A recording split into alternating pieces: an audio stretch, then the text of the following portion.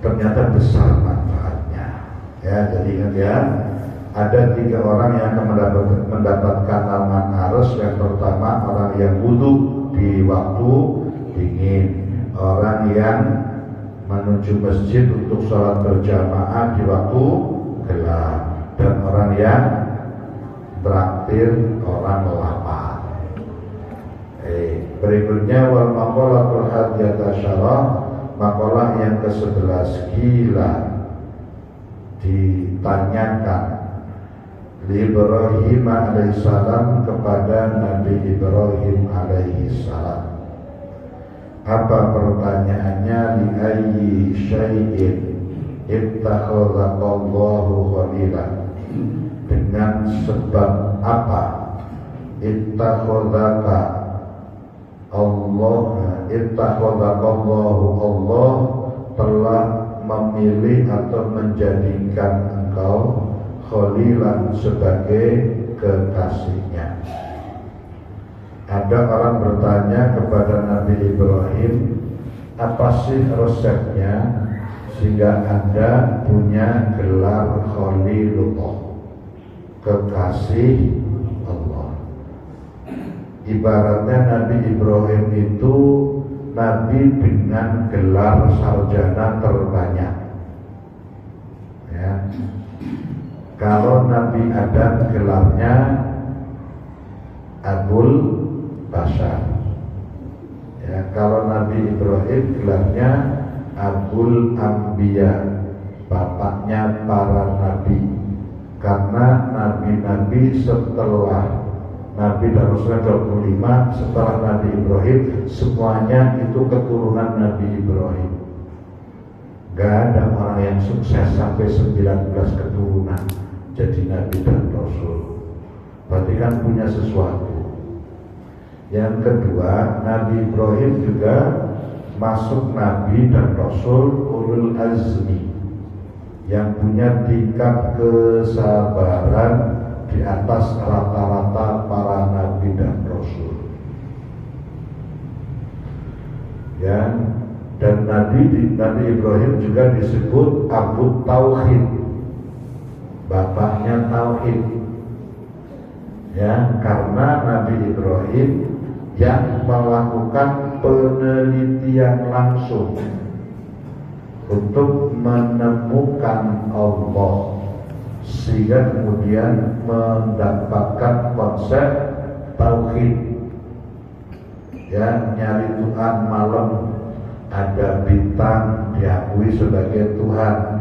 Pas bulan purnama kalah dengan bulan purnama, wah ini gedean.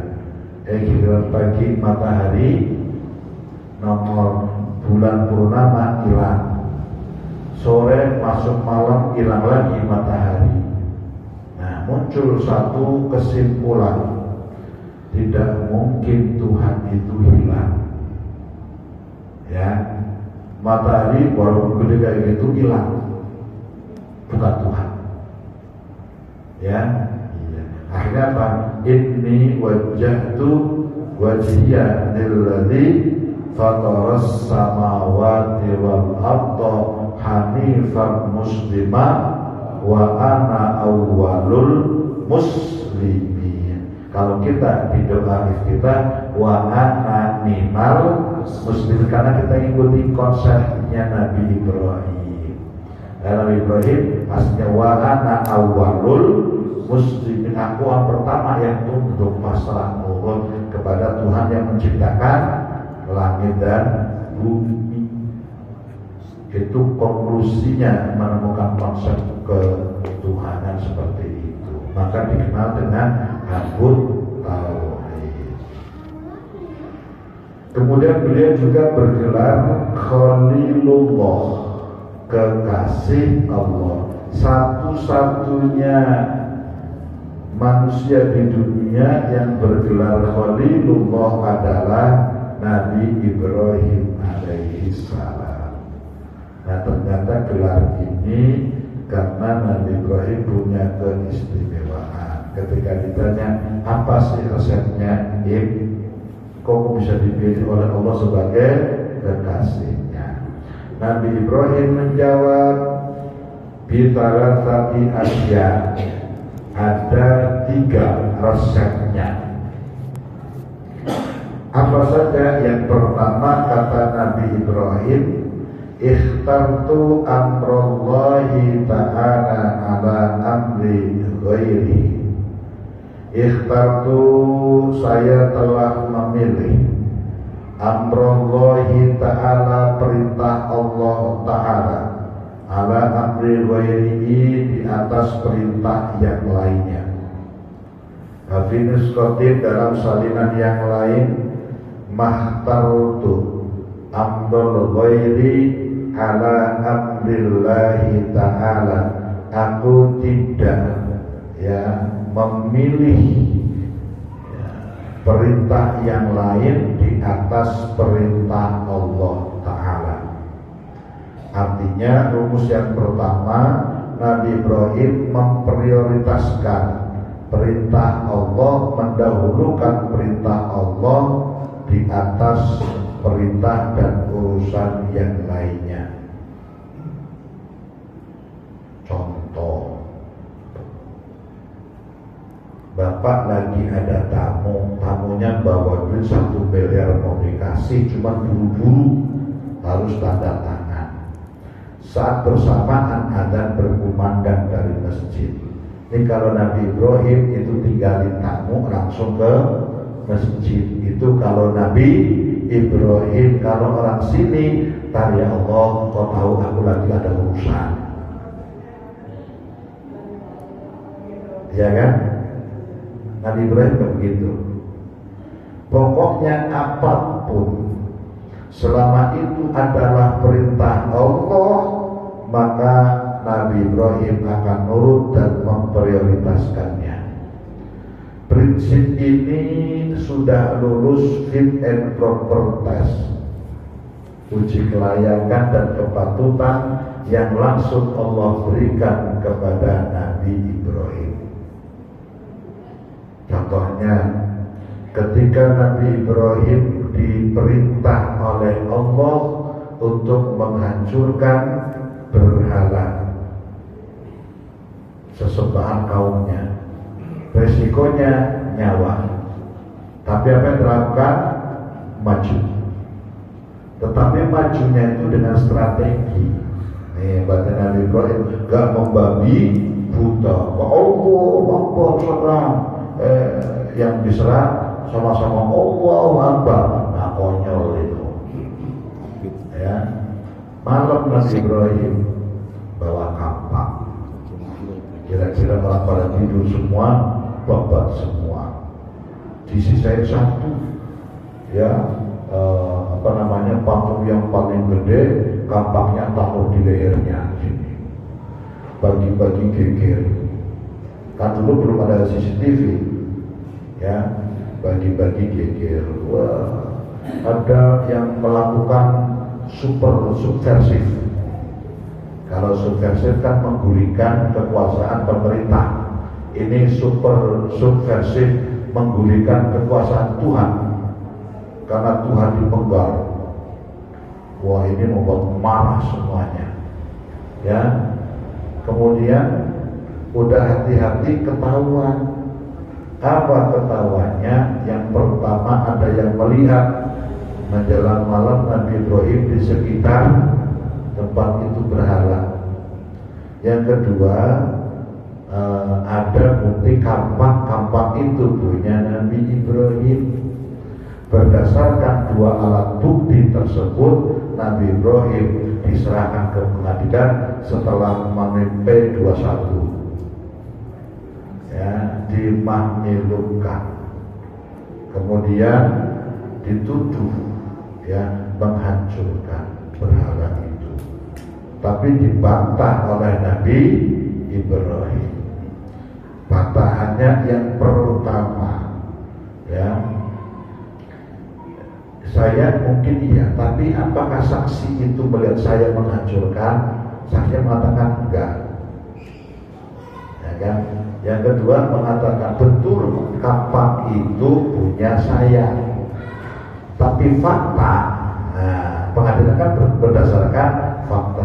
Faktanya adalah kampak itu ada di patung yang paling besar di lehernya. Berarti jangan-jangan dia, jangan-jangan dia yang melakukan. Ya kan, dia melakukan, nggak mungkin menggelap kepala sendiri, nggak mungkin hara kiri. Tuhan kok hara kiri? Ya, alasannya sangat logis berdasarkan fakta. Di pengadilan kan begitu. Kemudian tertawa semua orang.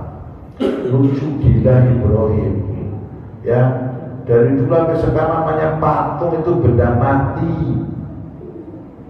Masa patung bisa bawa kampak menghancurkan patung-patung yang lain? Gak logis. Gila. Ya, gila. Ya Allah, semua ngomong Ibrahim gila, Ibrahim gila. Terus dijawab oleh Nabi Ibrahim, yang gila sebenarnya siapa? Ya, udah tahu itu patung, gak bisa ngapa-ngapain. Kenapa masih disembah, dimintai pertolongan? Orang bawa urut kampak aja gak bisa, apalagi ngasih pertolongan. Sebenarnya lebih gila siapa? Langsung kejep, pengadilan langsung diem semuanya. Tuh, hebatnya Nabi Ibrahim. Jadi semua asal perintah Allah dilaksanakan dengan segala resikonya. Ya Allah. Ya, tapi tetap namanya tuduhan subversif, raja intervensi, tetap dibakar. Apakah mundur? Enggak, dihadapi jantar. Pada saat itulah Allah berikan pertolongan. Ya, kan jaminan Allah jelas, intan surullaha yang suruhkum mensabil aqdamakum. Siapa yang menolong Allah, Allah akan menolongnya dan akan Allah tetapkan, ya, pada agama. Itu begitu. Mau kita kayak gitu? Berani apa enggak? Enggak berani. Contoh sederhana, saya tantang bapak-bapak. Ini kalau pegang Nabi Ibrahim, kewajiban suami itu apa? Kepada istri, ngasih nafkah berupa sandang, pangan, papan, ya kan? Sandang, ngasih pakaian. Sanggup gak setiap hari ngasih pakaian baru? Sanggup gak? Potongan orang kaya Cipayung gak mampu. Berarti harus merawati baju yang sudah ada. Caranya dicuci, digosok. Ya, sekarang Bapak, berarti kewajiban cuci sama gosok kewajiban siapa? Suami.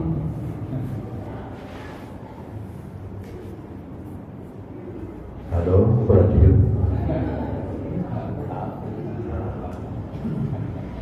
sandang, pangan, masih makan. Sanggup gak setiap hari Bapak ngasih makan kepada istri yang enak? Sanggup gak? Masakin dan sebagainya. Kalau mampu COD itu gak usah istri, kewajiban suami. Kalau nggak mampu, masak biar hemat. Maka masak aslinya kewajiban suami. Nah, kalau istri nggak nyuci, nggak masak, bener.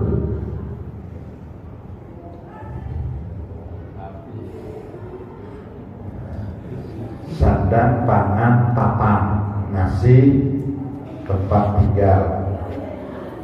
Sanggup gak Bapak ngasih tempat tinggal kayak hotel, tinggal masuk tidur?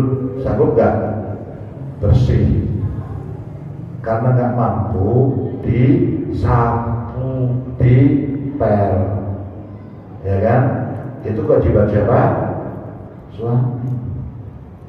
Kalau memang ikutin perintah Nabi Ibrahim, ikutin pola Nabi Ibrahim, itu yang dikerjakan.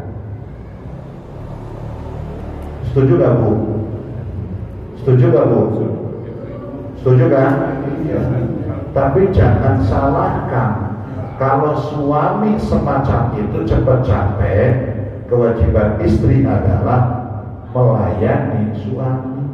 Asal capek dipijit, pijitannya kurang enak, nambah yang mijitin, sanggup enggak? Bapak-bapak mau enggak? Itu begitu ya. Nabi Ibrahim itu perintah Allah duluan dibanding perintah yang lainnya. Itu pertama resepnya. Kita kadang Allahu Akbar, Allah Maha Besar, tapi kadang Allahu Akbar kalah dengan tempe goreng. Ibu-ibu lagi goreng tempe, terus adzan zuhur. Kira-kira lanjutin goreng tempe apa sholat dulu? Goreng tempe. Berarti tempe lebih akbar dibandingkan Allah. Udah sederhana gitu aja. Makanya kenapa kita beda dengan Nabi Ibrahim? Nabi Ibrahim udah lulus itu fit and proper testnya. Yang pertama. Yang kedua, ya. Yang kedua, resepnya kata Nabi Ibrahim, wa ma tamamtu, dan saya tidak perhatikan bima takaffalallahu li, kepada rezeki yang telah Allah tanggung untukku. Aima kuntu, saya tidak menangani bi amrima, dengan urusan rezeki tahammalallahu li, yang sudah ditanggung oleh Allah minar rezeki li kepadaku, minar rezeki dari rezeki. Nabi Ibrahim itu nggak pernah khawatir terkait dengan rezeki untuk hari itu, besok dan selanjutnya. Nabi Ibrahim gak pernah pusing. Kenapa? Karena Nabi Ibrahim punya prinsip, orang hidup pasti punya rezeki. Apa dia rezekinya? Pasti dijamin rezekinya. Ketika rezekinya habis mesti mati. Itu rumus dasarnya. Maka ketika Allah masih memberikan hidup kepada seorang hamba, pasti Allah akan lengkapi dengan fasilitas pendukungnya, termasuk rezeki. Maka Nabi Ibrahim gak pernah khawatir hari ini mau makan apa, besok makan apa, lusa makan siapa. Itu Nabi Ibrahim gak pernah khawatir. Dan ternyata itu salah satu kunci Nabi Ibrahim hidup dimanapun selalu jadi orang kaya dan sukses. Di Mekah jadi orang sukses, di Palestina menjadi orang sukses, di Mesir jadi orang sukses. Hebat, orang sukses loh, ya. Dan prinsip yang kedua ini pun sudah lulus fit and proper test. Kita yang kadang lebih maju secara perkembangan ilmu pengetahuan teknologi masih belum bisa lepas dari ini, bahkan mengintervensi kekuasaan Allah. Buktinya apa? Doanya orang subuh, Allahumma ya Ghani ya Hamid ya Mubdi'u ya Mu'id ya Rahim ya Wadud aghnina bi halalika haramik, ya kan? Allahumma inna nas'aluka ilman nafi'an kemudian wa rizqan halalan thayyiban wasi'an katsiran mubarakan fihi. Wah, ibu-ibu kadang cuma ibu rumah tangga tapi lebih stres ngurusin rezeki. Ya Allah, sekarang tanggal 9 ya. Ya Allah udah tanggal 9, sebentar lagi bayar kontrakan. Minggu depan SPP, minggu depannya lagi bayar ini itu. Ya Allah, gajian sebulan cuma sekali, pengeluaran 4 kali. Aduh, nyari tinggal lagi dari mana ya? Stres duluan. Para mikir kayak gitu dari pengantin baru sampai punya cucu masih khawatir, gak nyadar dari pengantin baru sampai punya cucu gak ada rezekinya, ya kan? Iya, karena kita memikirkan sesuatu yang bukan urusan kita. Yakin gak Allah yang kasih rezeki? Yakin gak? Yakin.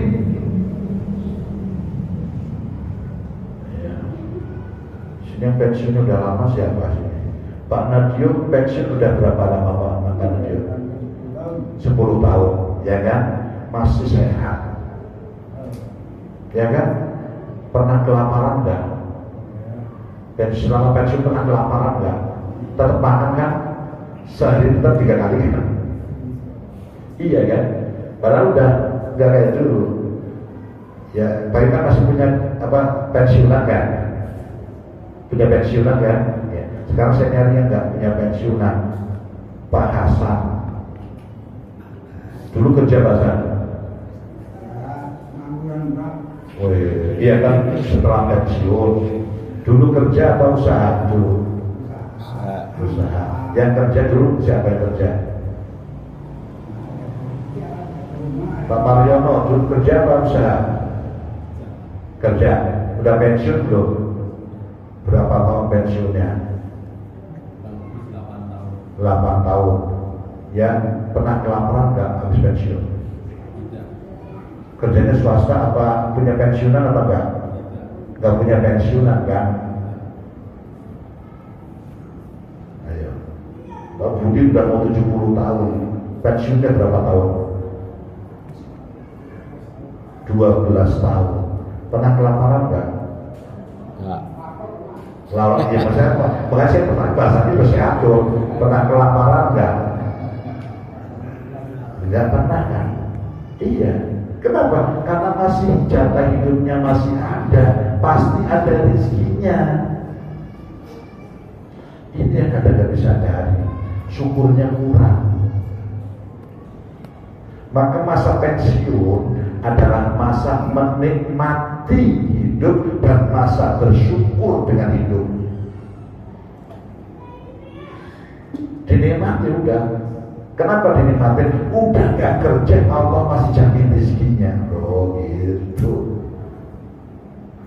Dan ini telah lolos fit and proper test.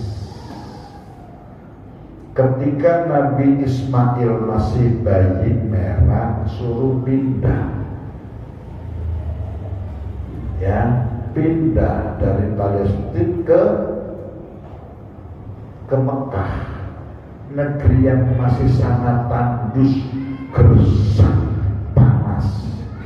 Bayi merahnya Nabi Ismail pindah ke situ. Itu pada bayi bertahun-tahun diharapkan kehadirannya. Nabi Ibrahim di atas 100 tahun baru punya anak. Ya, suruh pindah.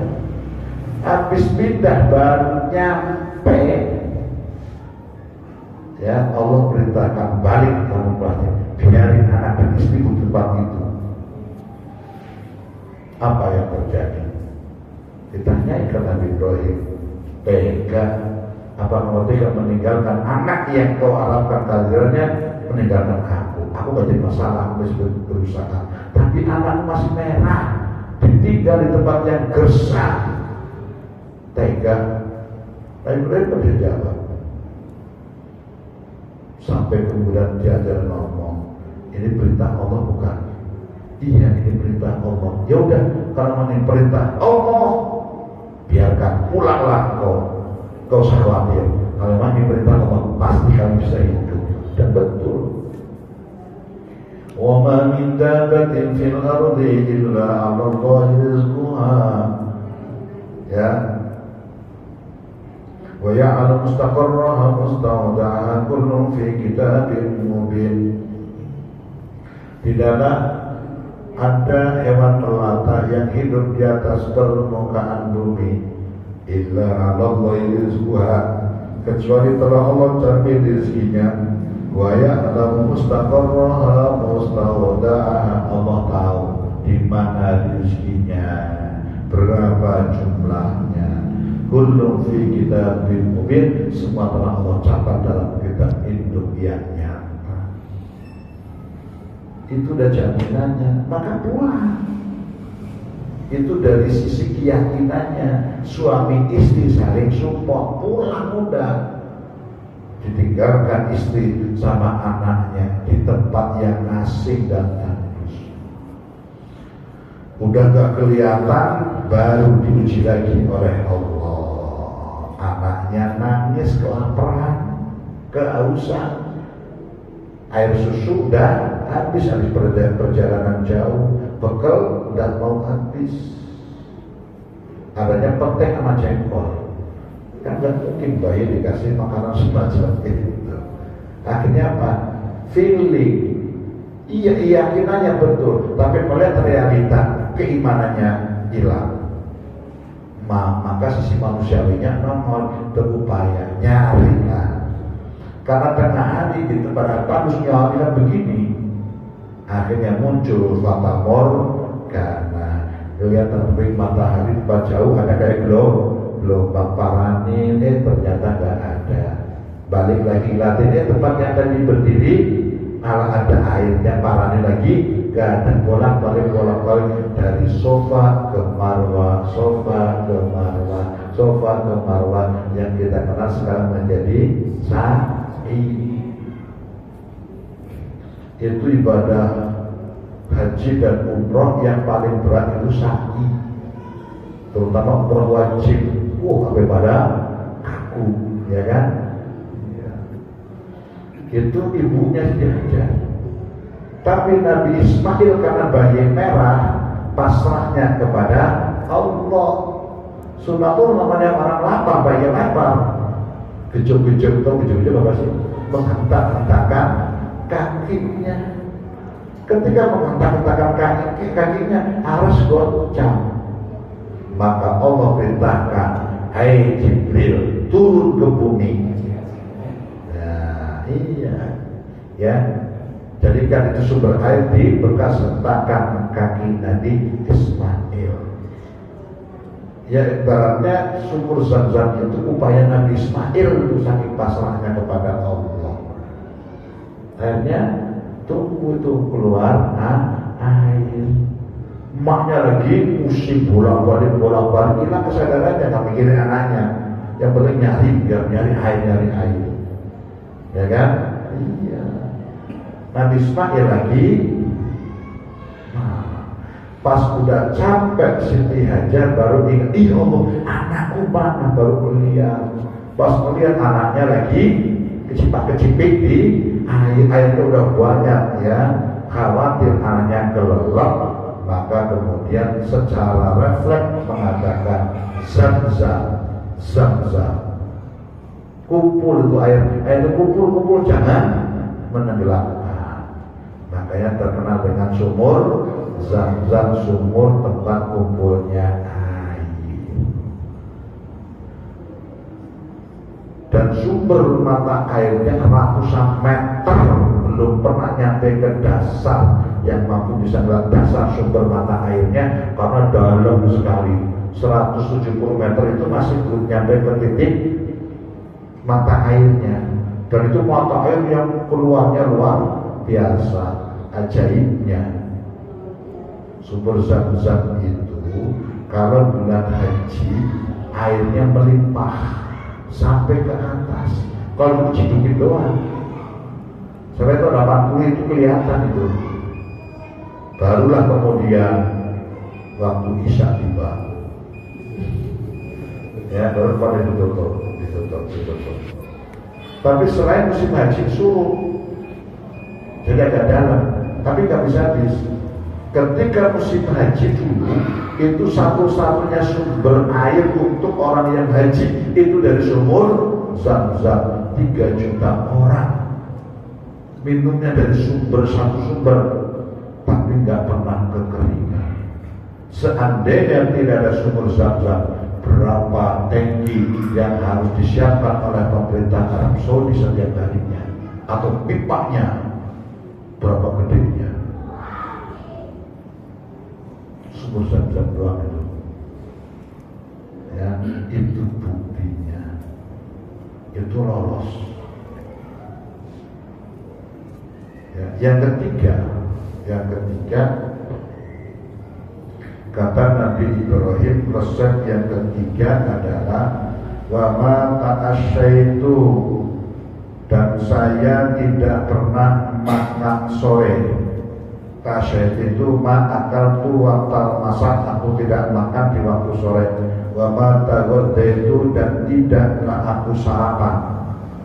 Tagodaitu itu ma'akal tu waktal godati, aku tidak makan waktu pagi. Jadi makannya Nabi Ibrahim itu 2 kali, pagi dan sore. Kata Nabi Ibrahim, saya gak pernah makan, mau sore kayak mau pagi, illa ma'abaih, kecuali ketika mau makan mentraktir orang, ngajak orang, ya, kecuali bersama dengan tamu. Itu begitu. Sehingga kata Nabi, karena yang simailan au mailaini, sering Nabi Ibrahim itu harus berjalan 1-2 mil ditolabi man ya'kulu ma'ahu alaihi salam, ya, mencari orang yang mau diajak makan bersama Nabi Ibrahim. Ya, setiap hari makan traktir orang. Ini yang satu-satunya nggak bisa dipilih oleh orang Cipayung. Traktirnya milih-milih kepada yang dikenal dan orangnya baik. Orang kali kenal, apalagi orang pelit, pasti gak mau traktir. Nabi Ibrahim enggak. Ya, sampai akhirnya pada suatu kali, 1 jamuan makan, Nabi Ibrahim menyembelih 1000 ekor kambing. Dalam satu riwayat ditambah 300 ekor unta. Ya, orang memuji Nabi Ibrahim. Tuh. Malaikat memuji Ibrahim sing ada lawan. Pada saat itulah sifat manusiawinya muncul, karena saat itu Nabi Ibrahim belum punya anak. Kejadiannya jalan tuh ngomong Allah timbang kambing 1000, nggak ada masalah. Saya punya anak, suruh saya potong. Keceplosan semacam itulah yang kemudian melatar belakangi perintah Allah kepada Nabi Ibrahim untuk menyembelih anaknya. Bukan Allah kejar, cuma Allah ngetes konsisten gak dengan omongannya. Itu begitu. Pemimpin konsisten dengan ucapannya. Diminta perintah Allah, siap.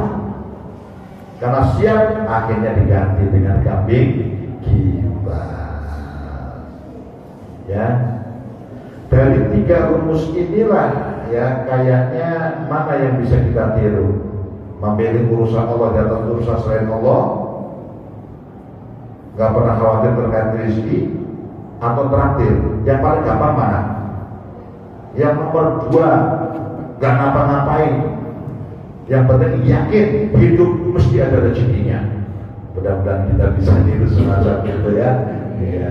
Bahasa mohon maaf, kita akhir dengan baca hamdalah. Alhamdulillahirabbil alamin. Mohon maaf, wallahul muwaffiq ila aqwamit thoriq. Assalamualaikum warahmatullahi